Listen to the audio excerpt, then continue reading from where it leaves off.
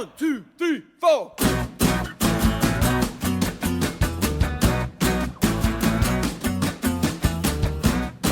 Hello, welcome to Kapow Toys Presents. I'm your host King Grimlock, and today we're going to be taking a look at Generations War for Cybertron Cliffjumper, the remold and recolour of the War for Cybertron Bumblebee. There's a shock.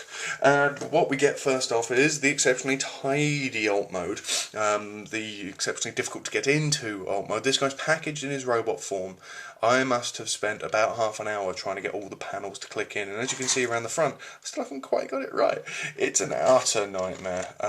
It's because the main reason is, and this is a huge bonus, is every joint has been tightened massively since the Bumblebee launch. I mean, massively tightened. So everything just so much harder to get into place, but it does mean he stands up and looks a lot better. Let's take a look over it. For a start, this red and black and yellow combination is utterly sensational. He looks glorious. The red has got a lovely sheen to it, a lovely finish to it. It's just a shame as ever that we have areas where they've used clear plastic and black plastic, well, this is actually just this clear plastic one, where they've painted the red on, and it's really noticeable and really breaks it up. It's a real disappointment, if I'm honest. Going around the back, we have, this is going to sound so stupid, but the highlight for me is the paint apps on these lights. The amount of effort they've taken to leave the little T-bar, how bright and lustrous this yellow is against the red with that black interchange, and it really serves to bring out the yellow in the back window as well, because this yellow it's a bit thin. It could have done with being a bit thicker on, especially when you've got the paint on the top there that's so thick you can actually see it's bubbled slightly. This is just an amazing highlight. It looks like his wheel's about to fall off there. The joint, there we go. Yeah. Anyway, on the underside we have the tidy Cliffjumper. You know, it's a tidy robot, nice gun storage as well. Again, it's just really nicely done. Those lights around the front, again, massive highlight. Sounds stupid, that's the highlight for the toy for me, is a paint app or a couple of your paint apps, but the yellow used there is absolutely beautiful. Again, lovely plastic. And I don't know, I love this mode. I really love this mode so much more with Cliffjumper. In fact, I love this whole mould so much more with Cliffjumper, because all those problems I had, or many of the problems I had with the Bumblebee one, have been completely eliminated by tightening up joints and by adding a much richer paint scheme. But let's have a look at that robot mode and that bit of remoulding.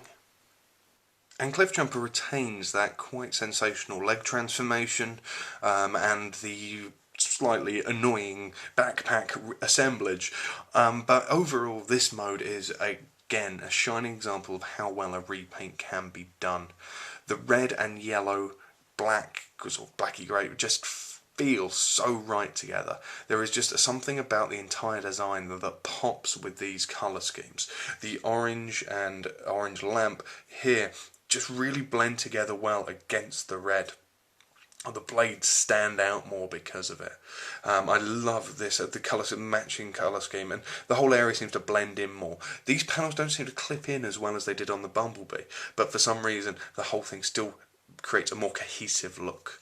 The yellow in the underside of the chest looks sensational, and the little areas of it around the rest of the figure really highlight just how much it can benefit from a tiny little paint app to make things stand out.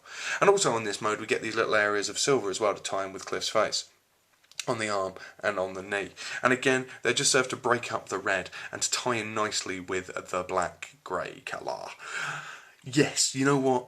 I love this. I absolutely adore this. It looks sensational. The choice of colours was absolutely brilliant, and the biggest downside to it for me, and in fact that's if I have to find a downside to it, is the new head sculpt. Let's have a closer look at that there.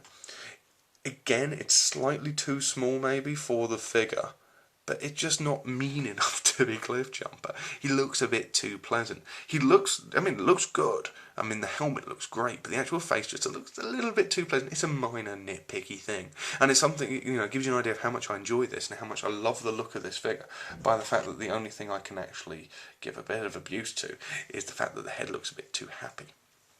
The gun, for some reason as well, seems to fit much better in the hand. It seems to, you can believe it fits straight on, rather than the slightly limp way that Bumblebee was holding it. It just, I don't know, this whole thing, because of the tightening joints in the hips and on the arms, seems to work so much better. Yes, he still has a massive ass, but again, it's ultimately forgivable. And from the front, you can't really see it. The whole thing, it's the importance of this colour scheme I cannot get across enough. The choice of colours, whoever chose these colours, Hasbro, give them another figure to do, because this is a sensational repaint. Utterly, utterly, utterly must buy. Anyway, I've been King Grimlock. This has been Generations War for Cybertron Cliffjumper, an utter highlight of my day.